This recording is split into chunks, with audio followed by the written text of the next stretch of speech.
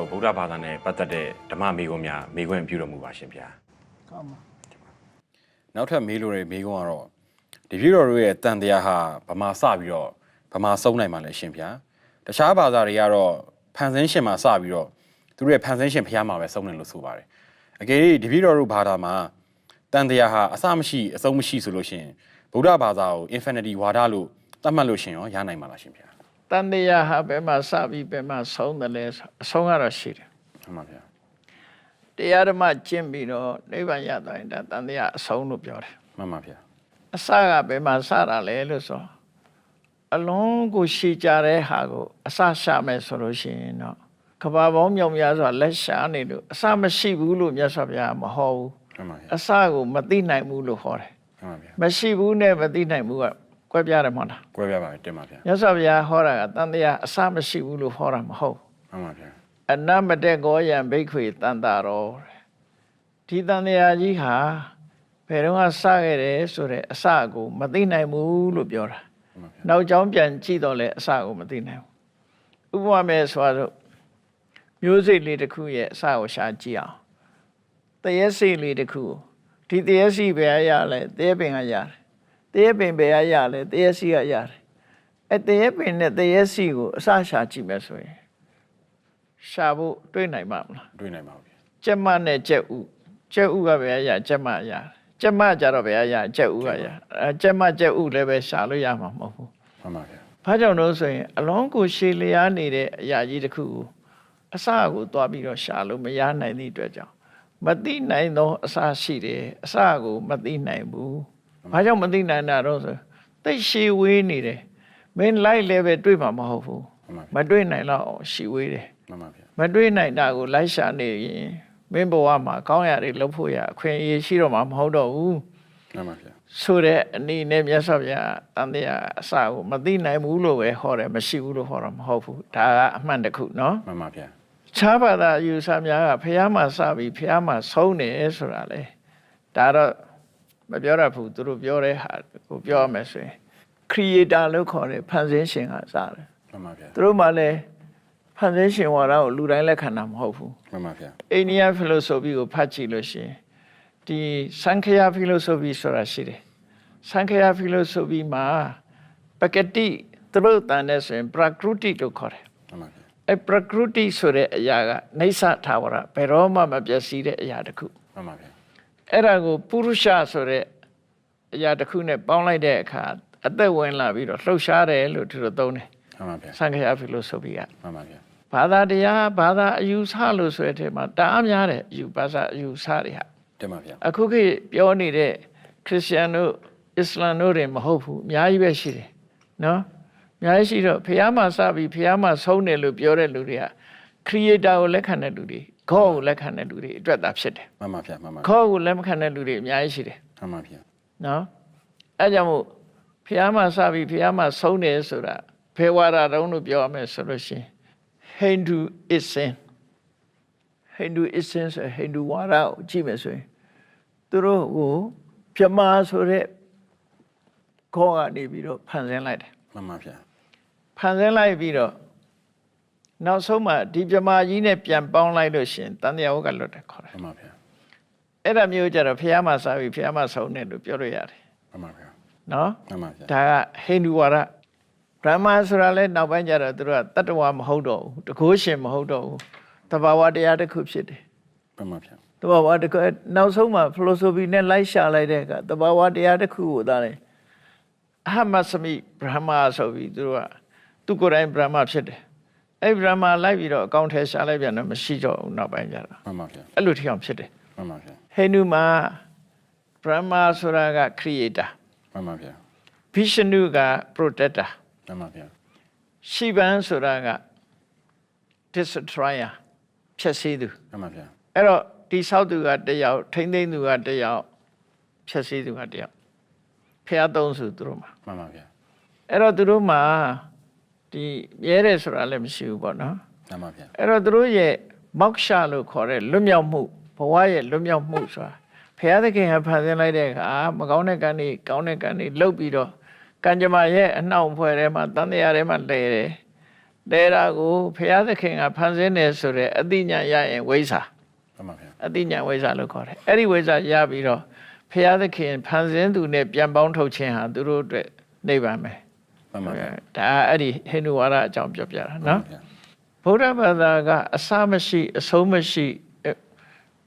infinity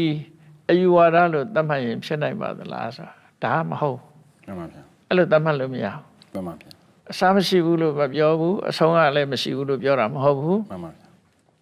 မြတ်စွာဘုရားရဲ့အဆုံးဝါဒကဘာလို့ဆိုရင်အကြောင်းရှိရင်အကျိုးဖြစ်နေမယ်အကြောင်းကုန်ရင်အကျိုးရသွားမယ်ဒါပဲ မှန်ပါ ဖះဟောတာနော်ဣမတမိန်တတိဣဒံဟောတိဒါရှိနေရင်ဒါရှိနေမှာပဲဖြစ်တယ်ဒီအကြောင်းတရားတွေရှိနေရင်အကျိုးတရားတွေရှိနေမှာပဲဣမတဥပ္ပါဒဒီအကြောင်းတရားတွေဖြစ်ပေါ်လာခြင်းကြောင့်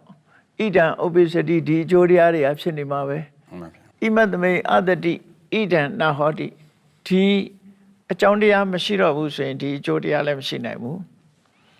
ဣမတနိရောဓဣဒံနိရောဓစတိဒီအကြောင်းတရားချုပ်သွားလို့ရှိရင်ဒီအကျိုးတရားတွေလည်းချုပ်သွားမယ်ဆိုပါစို့ဥပမာတစ်ခုပြောမယ်ဆိုရင်အခုအလင်းလေးရနေတယ် မှန်ပါဗျာ အလင်းရနေတာဒီထဲမှာအမှောင်ထဲမှာအလင်းရနေတာလျှက်စစ်မီးရှိနေလို့ရ မှန်ပါဗျာ ဒီအလင်းလေးကိုလျှက်စစ်မီးကလှုပ်ပေးထားတာ မှန်ပါဗျာ ဖန်တီးထားတာအလျှက်စစ်မီးပြတ်သွားတာနဲ့ဒီအလင်းကပြတ်သွားမှာ မှန်ပါဗျာ အလျှက်စစ်မီးရှိနေသည်များအလင်းရှိနေမှာလျှက်စစ်မီးဟာအကြောင်း မှန်ပါဗျာ အဲ့ဒါကိုပြောတာမြတ်စွာဘုရားဟောတာတော့အကြောင်းရှိနေရင်အကျိုးရှိအကြောင်းမရှိတော့ဘူးဆိုရင်အကျိုးမရှိဘူးဆိုတော့ မှန်ပါ infinity ဝါဒမဟုတ်ဘူးဒီဟာ မှန်ပါဗျာမှန်ပါ အစမရှိဆုံးမရှိဒါမှားနေတယ်ပေါ့ဒီလိုယူဆရင်မှားတယ်နော် နောက်ထပ်မေးခွန်းတစ်ခုကတော့လေးသိင်ရှိတဲ့ကဘာသသိန်းဆိုတာလူတွေကပြောတာပြောနေကြပြီမဲ့ဘာမှမသိဘူးဖြစ်နေပါအရှင်ဗျာလေးသိင်ရှိတဲ့ကဘာသသိန်းရဲ့အဓိပ္ပာယ်ကိုအရှင်ဗျာရှင်းပြပြီးတော့မူပါ ဘုံဘုံတရားဟောတဲ့ထဲမှာအများကြီးရှင်းပြပါတယ် မှန်ပါဗျာ လေးသင်ချေလို့လေးအသင်ချေဆိုတာကဘာနဲ့တွက်ပြီးတော့ပြောတဲ့စကားတစ်ခုပဲ မှန်ပါဗျာ အသင်ချေရဆိုတာမရေမတွက်နိုင်တော့အောင်ကြာညောင်းပြီးတော့မှတ်တမ်းမရှိတော့အောင်ကြာညောင်းတဲ့အတိုင်းအတာတစ်ခုကိုအသင်ချေလို့ခေါ်တာ။ဘာကြောင့်လေးလို့ပြောရတယ်လဲဆိုလို့ရှိရင်ဂေါရဝမြတ်စွာဘုရားအလောင်းဟာဒီပင်္ဂရမြတ်စွာဘုရားရဲ့တက်ထက်မှာဗျာဒိတ်ခံခဲ့တယ်နော် မှန်ပါဗျာမှန်ပါဗျာ ။ဒီပင်္ဂရမြတ်စွာဘုရားပွင့်ပြီးတဲ့နောက်မှာဘုရားဆက်ပြတ်သွားပြီးကဘာပေါင်းဘလောက်ကြာတယ်ဆိုတာအရေးအတွက်သတ်မှတ်ချက်ကိုမရှိလောက်အောင်ကြာခဲ့တယ်ဘုရားမဟုတ်ဘူးဒီပင်္ဂရမြတ်စွာဘုရားနဲ့နောက်ပိုင်းမှာနောက်ပွင့်လာတဲ့ဘုရားကကွန်တေညာဘုရားလို့ခေါ်တယ်အဲ့ဒီပင်္ဂရမြတ်စွာဘုရားနဲ့ကွန်တေညာဘုရားကြားမှာအရေးအတွက်မရှိလောက်အောင်ကြာသည့်အတွက်ကြောင့်အဲ့ဒါကိုတစ်အသင်ချေလို့ယူဆနောက်တစ်ခါကွန်တေညာဘုရားပွင့်ပြီးတဲ့နောက်မှာလည်းပဲအခုလိုအခါမျိုးကြုံရတယ်ဘုရားမပွင့်မယ်နဲ့လေ မှန်ပါဗျာ မင်္ဂလာဘုရားပွင့်တဲ့နောက်အဲ့ဒီဘုရားနှစ်ဆူကြားမှာလည်းပဲအရေးအတွက်ကင်းမဲ့လောက်အောင်ကြာကြောင်းလို့တစ်အသင်ချေဘုရား24ဆူထဲမှာဒီဘုရားတွေရဲ့အကြားမှာ၄ခါကြုံခဲ့တယ်အဲ့ဒါလို့မရေမတွက်နိုင်တော့အောင်အဲ့ဒါ၄ခါကြုံခဲ့သည့်အတွက်ကြောင့်၄အသင်ချေလို့ခေါ်တာ တင်ပါဗျာ နောက်ဆုံးပွင့်တော်မူတဲ့ဘုရုမုဒ္ဒရာမြတ်စွာဘုရား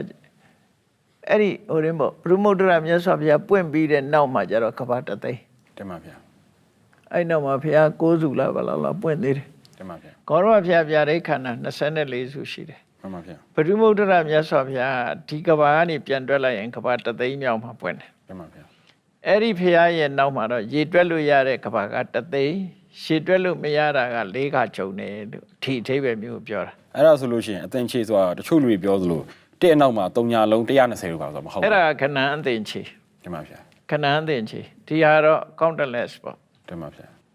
ခဏနာတော့အသင်ခိယတဲ့ခဏနဲ့ရေတွက်လို့မရတဲ့အသင်ချေတာ မှန်ပါဗျာမှန်ပါဗျာ တစ်နောက်သင်ချေဆိုတာ340ဆိုတာအဲ့ဒါ တင်ပါဗျာ ဒါဟိုတဲ့ရဲ့အသင်ချေပေါ့နော် တင်ပါဗျာ ဘုံဂိမ်းနဲ့အသင်ချေပေါ့ တင်ပါဗျာအဲ့ဒါဆိုလို့ရှိရင်ဖျားဖြစ်ဖို့အတွက်၄သိင်ချင်းနဲ့ကဘာသသိန်းကျင့်ရတယ်ဆိုတာဟုတ်ပါလားဗျာ ဟုတ်တယ်ဒါဘုရားတဆူဖြစ်ဖို့ရအမတမခင်းနေဘာလို့တော့ဆိုရင်နိုင်ရှင်ကောင်းမနိုင်ရှင်ကောင်းစဉ်းစားကြည့်ပေါ့ မှန်ပါ ဆရာဝန်တယောက်ဖြစ်ဖို့ပညာပညာနဲ့သင်ရတာ အနည်းဆုံးတော့9နှစ်လောက်တော့တင်သင်ရ အဲ့လိုပေါ့ဘုရားဖြစ်ဖို့ဆိုတာတော့ခဏလုံးနဲ့ဖြစ်ရမယ်ဆိုတော့ဖြစ်နိုင် မှန်ပါဗျာမှန် အလုံးဟာဒီလေ့ကျင့်မှုတွေသင်ကြားမှုတွေဘုရားဆိုတဲ့ပုဂ္ဂိုလ်လို့ပြည့်စုံတဲ့ပုဂ္ဂိုလ်ဟာခဏကျင့်တဲ့ဖြစ်ငါဖြစ်သွားတယ်ဆိုရင်ဒါမပြည့်စုံတဲ့ပုဂ္ဂိုလ်မဖြစ်နိုင် မှန်ပါဗျာမှန်ပါဘ ဗုဒ္ဓရဲ့အဆိုအရဒီကဘာမှာဖျားငါးစုပွင့်မယ်လို့မှတ်သားဥပါတယ်ဒါပေမဲ့သိပ္ပံယနေ့မှတ်တမ်းများအရ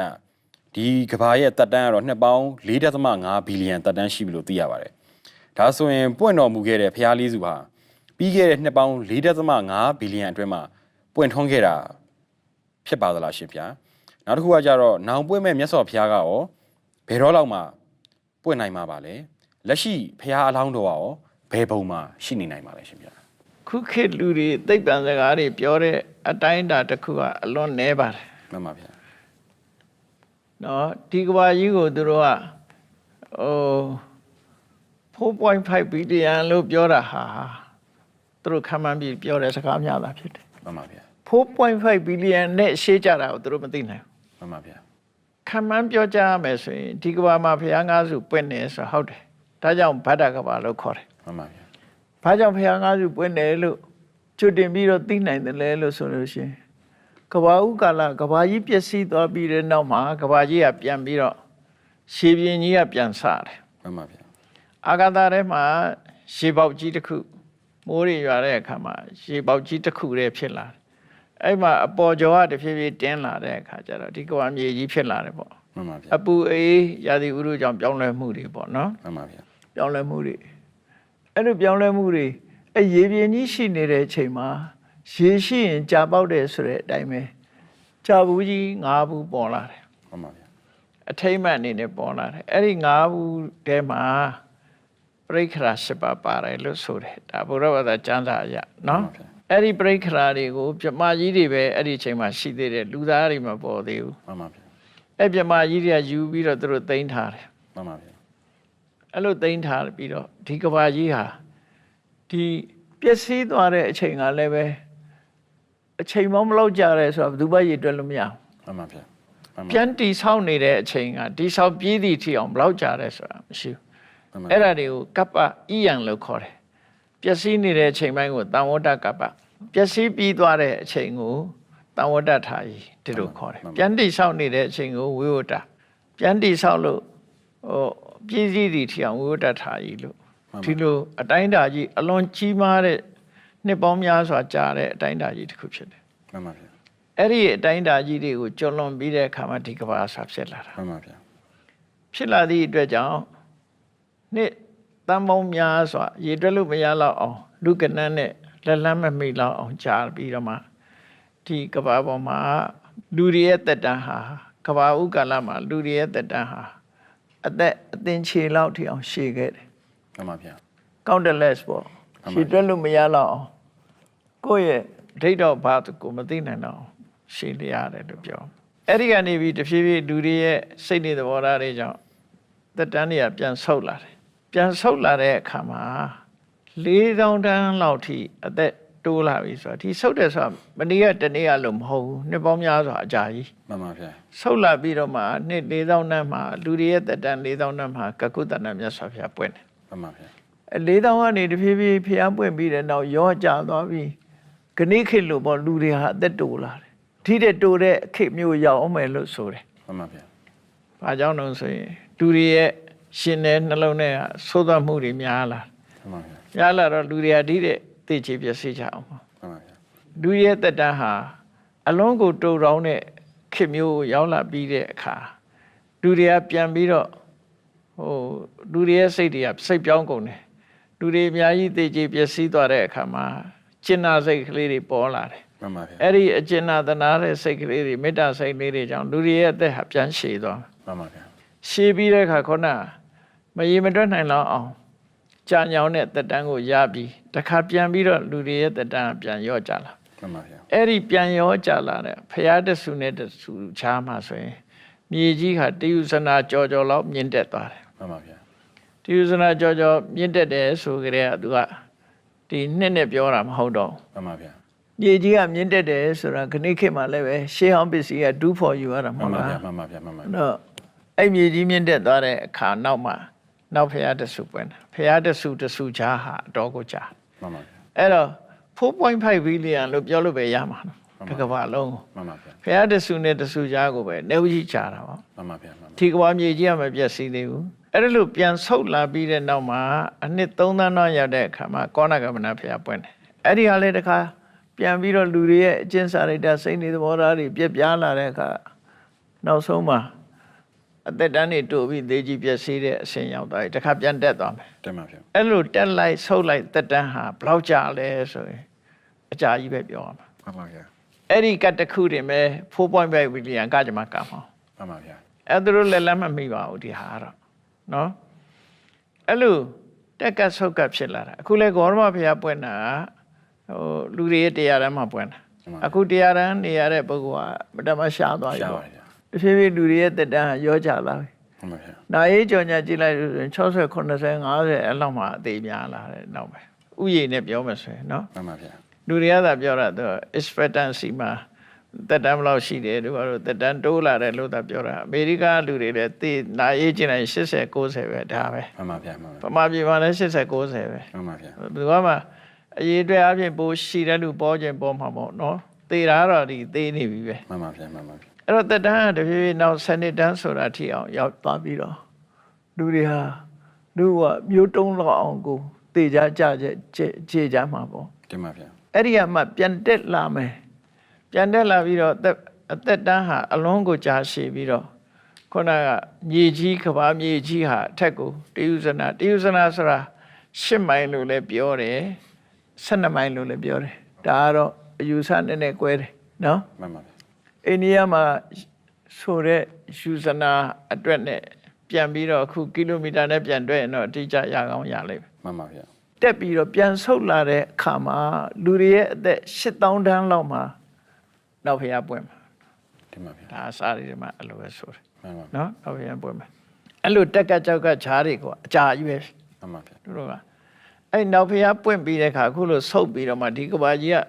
မီးလောင်ပျက်စီးတာလည်းဖြစ်မယ်ရေမျောပျက်စီးတာလည်းဖြစ်မယ်အဲ့လိုတစ်ခုတော့ပျက်စီးသွားမှာလေထဲမှာပျက်စီးသွားတာလည်းဖြစ်နိုင်တယ်ပြတ်ထားတော့ပျက်စီးသွားမှာပေါ့နော်နောက်ဖျားကဘယ်တော့လောက်ပွင့်မှလဲလို့ဆိုတဲ့အခါမှာအခုလူတွေအားလုံးဟာစနစ်တန်းရောက်သွားပြီသိမယ်တင်ပါဗျာအားလုံးလူသားမျိုးနဲ့အခုခေတ်ကအဲ့ဒီပဲတာဆူနေတာစဉ်းစားကြည့်လေဒါနဲ့ခုန်တက်လို့ကတစ်ချိန်တည်းမှာဘယ်နှယောက်သိတယောက်စား2ယောက်စားပါဗျာတနက်နဲ့ပြစ်တတ်ရင်လည်းပဲဟုတ်တယ်မဟုတ်လားမှန်ပါဗျာတလောတော့နယူးစီလန်မှာဆိုတက်နဲ့လိုက်ပြည့်နေဘယ်နှယောက်ဖက်သေးတယ်10 ကဏန်းရာကဏန်းပါဗျာ10 ကဏန်းရာကဏန်းအနုပြုပုံချလိုက်ရင်တောင်းဝန်းလောက်ထိသိနိုင်တယ်အစွမ်းထက်တဲ့လက်နဲ့တွေသုံးမယ်သုံးရုံနေမကဘူးဒီအစွမ်းထက်တဲ့လက်နဲ့တွေတိုးလောင်ထားတာက unknown cost ကြောင့်ကြောက်သွားမယ်ဆိုရင်ကဘာကြီးက exposition ဖြစ် blown ဆိုပြတ်သွားမှာပဲသိကြတယ်မှန်ပါဗျာမှန်ပါဗျာချက်ချင်းကြီးသိသွားမှာပဲအကုန်လုံးမှန်ပါဗျာအစွမ်းထက်တဲ့လက်နဲ့လူသားမျိုးတွေဟာ9 ရက်အတွင်းမျိုးတုံးသလောက်ဖြစ်သွားမှန်ပါဗျာအဲ့လိုမျိုးတုံးသွားပြီးတဲ့အခါမှာဒီလိုဖြစ်တာဟုတ်မှန်ပါဗျာအဲ့တော့နှစ်ပေါင်းများစွာကြာပါတယ်မှန်ပါဗျာကိုယ်ရင်းနဲ့ပြောလို့မရပါဘူးကောရမမြတ်စွာဘုရားပွင့်သွားတာတောင်မှကိုနှစ်ပေါင်း2500 2600လောက်ပဲရှိသေးတယ်မှန်ပါဗျာဘုရားပွင့်သွားတာဟုတ်တယ်မဟုတ်လားမှန်ပါဗျာဘယ်တော့လောက်ပွင့်မယ်လဲဆိုရင်အခုကြပြီးရင်လူသားမျိုးနဲ့တိုးသလောက်ဒုက္ခရောက်ပြီးတဲ့အခါအသက်တွေပြန်ရှည်ဦးမှာရှည်ပြီးအသင်ခြေတန်းရောက်မှန်ပါဗျာအသင်ခြေတန်းရောက်ပြီးတဲ့အခါမှာပြန်ပြီးအသက်ဆုတ်လာတဲ့အခါမှာ8000 တန်းရောက်လာမယ်အဲ့ဒီကျမှပွင့်မှန်ပါဗျာ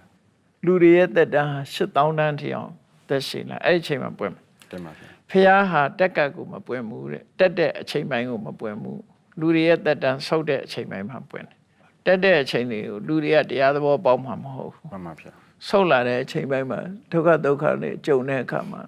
တရားဟောလို့ရမှာဖြစ်တယ်မှန်ပါဗျာဒါကြောင့်မို့8000နဲ့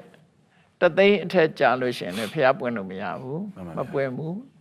တရားအောက်ကြာရင်လည်းမပွင့်ဘူးမှန်ပါဗျာတရားအောက်ဘာလို့ပွင့်တာလဲဆိုလူတွေကခေါင်းမာသွားပြီပြောလို့နားမထောင်တော့ခဏခေတ်လူတွေတော့ဘလောက်ခေါင်းမာကုန်စဉ်းစားကြည့်ပေါ့နော်မှန်ပါဗျာလောဘဒေါသမောဟတွေကကြီးလာတဲ့အခါကျလူတွေကခေါင်းမာသွားပြီပြောလို့နားမဝင်တော့မှန်ပါဗျာအဲ့ဒါကြောင့်မပွင့်ဘူးလို့အဲ့တော့နောက်ဖျားပွင့်တာခုနတက်ကဒါပြီးပြန်ဆုတ်လာတဲ့လူသက်တမ်း8000မှပြောမယ်လို့ဘီလီယံနဲ့တွက်ပြလို့လည်းမရဘူးဒါတော့နော်ဘာလို့ဆိုတက်တာအကြတာမြန်တာလည်းရှိမယ်နှေးတာလည်းရှိမယ်သူပြောလို့မရဘူးနော်တင်ပါဗျာ လက်ရှိဖះအလောင်းတော်ကတော့ဘယ်ဘုံမှာရှိနေနိုင်တယ်လဲဆိုရင်ဖះအလောင်းတွေကတော့တုတ်တိတာဘုံမှာပဲရှိကြတယ်နတ်ပြည်၆ထပ်တဲ့တုတိတာဆိုတာအမြဲတမ်းကျင့်တတ်နေတဲ့စိတ်ချမ်းသာကိုယ်ချမ်းသာရှိတဲ့ဘုံမျိုးပေါ့နော် မှန်ပါဗျာ ကျင့်တတ်နေတာအလွန်ကောင်းတယ်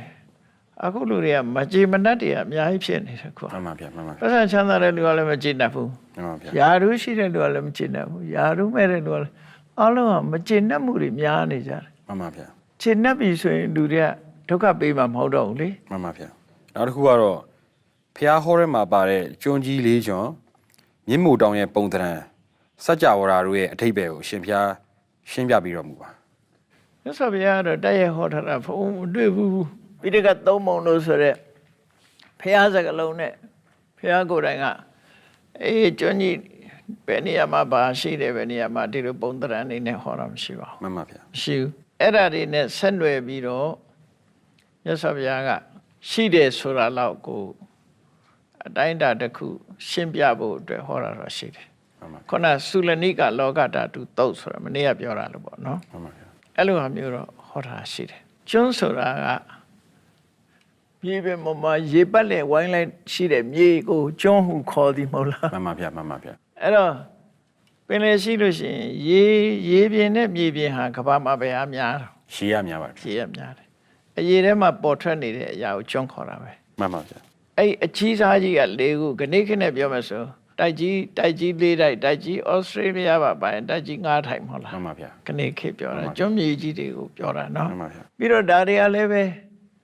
အချိန်ပိုင်းအားလျော်စွာပြောင်းလဲနေတာတွေရှိတယ်အသစ်ပေါ်လာတာလည်းရှိတယ်ပျောက်ကွယ်သွားတာတွေလည်းရှိတယ်ပေါ့နော်လက်ရှိထဲမှာဖះဟောတဲ့ထဲရလို့မဟုတ်ဘူးပါဠိစာပေ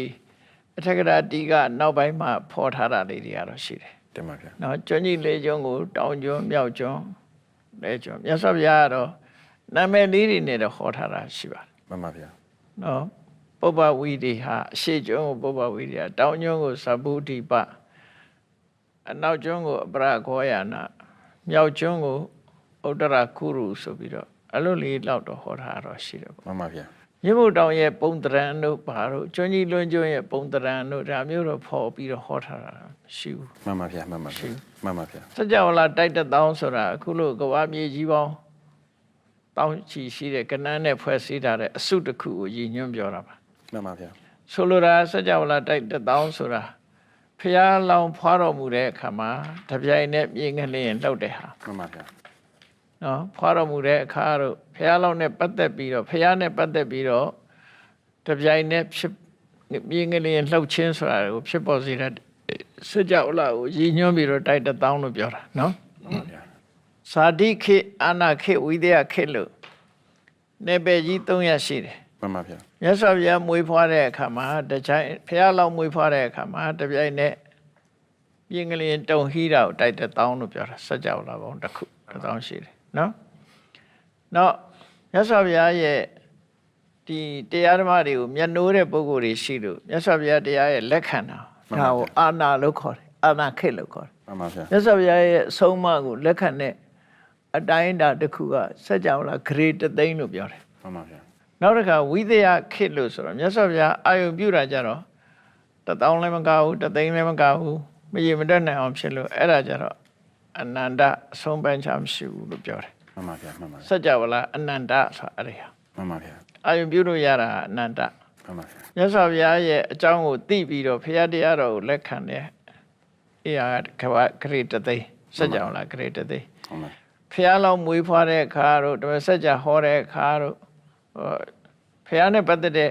ကိစ္စတွေမှာကောင်းချီးပေးတဲ့အနေနဲ့ဥပမာအာဟုသင်္ခါရလွတ်တဲ့ဆိုရင်ဝမ်းနဲ့ကြေကွဲတဲ့အနေနဲ့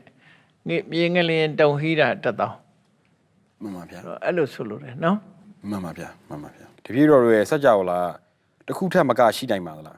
ဘာဖြစ်လို့လဲဆိုတော့ဒီတစ်ခုတောင်မှအဆုံးစမရှိကျေပြန့်တယ်လို့ဆိုကြတာဗျာအကယ်၍စัจ java လာတွေတစ်ခုထက်မကရှိခဲ့ရင်လည်းအခြားစัจ java လာတွေမှာဖျားများပွင့်နိုင်မှာလားရှင်ဗျာ အဲ့တော့စัจ java လာအနန္တစัจ java လာသီပရိဆိုတာခုခေတ်လည်းလက်ခံနေပြီစัจ java လာဟာတစ်ခုမကရှိတယ်ဆိုတာသိပ္ပံဆရာတွေလက်ခံနေကြတယ်ပေါ့နော် မှန်ပါဗျာ တခြားစัจ java လာမှာကိုဖျားပွင့်နိုင်ပါသလားဆိုတဲ့အယူဆကြတော့ပါဠိစာပေအယူဆပြောရမယ်ဆိုရင် တခြားစัจ java လာမှာဖျားပွင့်တယ်လို့မဆိုဒီစัจ java လာတစ်ခုပဲဖျားပွင့်တယ်မှန်ပါဗျာဘာကြောင့်ပွင့်တော့ဆိုလို့ရှိရင်တော့ဒါဟာ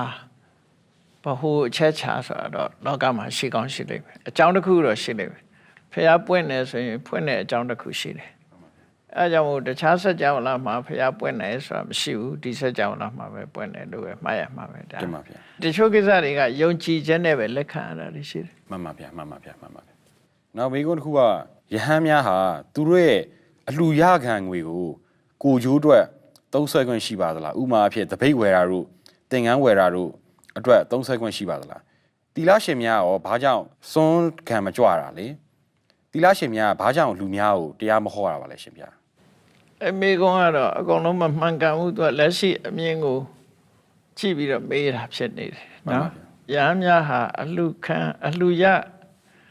ခံရငွေကိုချိုးအတွက်သုံးဆောင်ရရှိတယ်ဆိုတော့ဒီငွေနဲ့ပတ်သက်လို့ကတော့ရဟန်းတွေက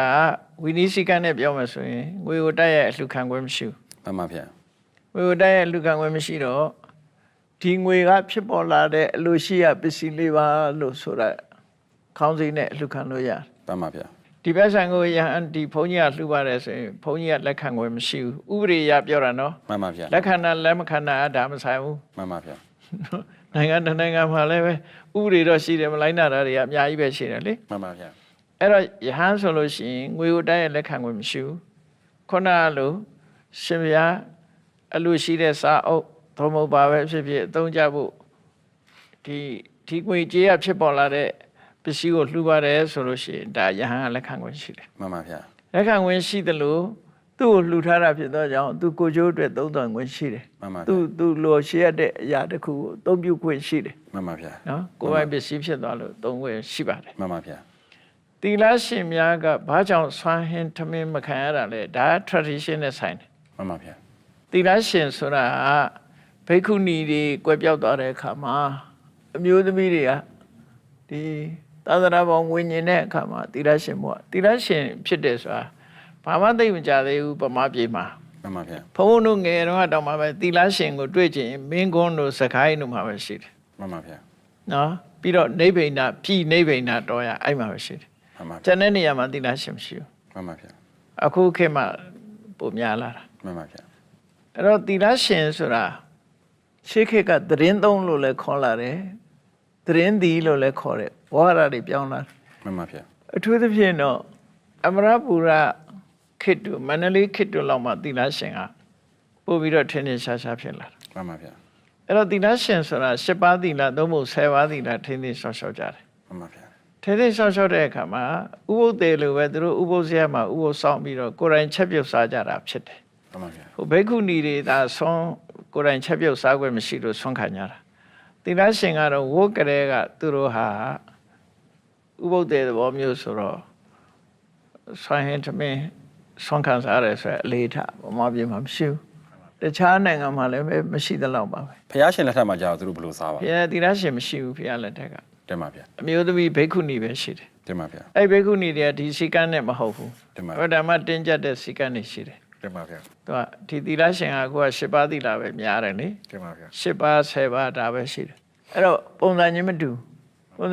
တော့မြတ်စွာဘုရားကသီလရှင်တွေပေါ်မှာဘာဥပဒေမှပြညတ်ခဲ့တာမရှိဘူးဘိက္ခုနီသာပြညတ်တာကိုသူတို့ဘိက္ခုနီကွယ်ပြောက်သွားမှနောက်မှပေါ်လာတဲ့အဖွဲ့အစည်းတစ်ခုကိုမှန်ပါဗျာမှန်ပါဗျာသီလရှင်များကဘာကြောင့်လူများကိုတရားမဟောရတာပါလဲဟောပါတယ်မဟောရဘူးလို့တားမြစ်ထားတာလည်းမရှိပါဘူးမှန်ပါဗျာနော်မှန်ပါဗျာနာကျင်တဲ့လူရှိရင်ဟောမှာပေါ့ဟောတဲ့နေရာတွေလည်းဟောနေပါတယ်မှန်ပါဒါပေမဲ့လို့ဒီသူတို့ကိုဘုန်းကြီးတွေတို့များများဆာတရားဝဲပြင်တာတော့မရှိဘူးပေါ့နော်မှန်ပါဗျာမှန်ပါဗျာမရှိတော့ဒီဒါကတော့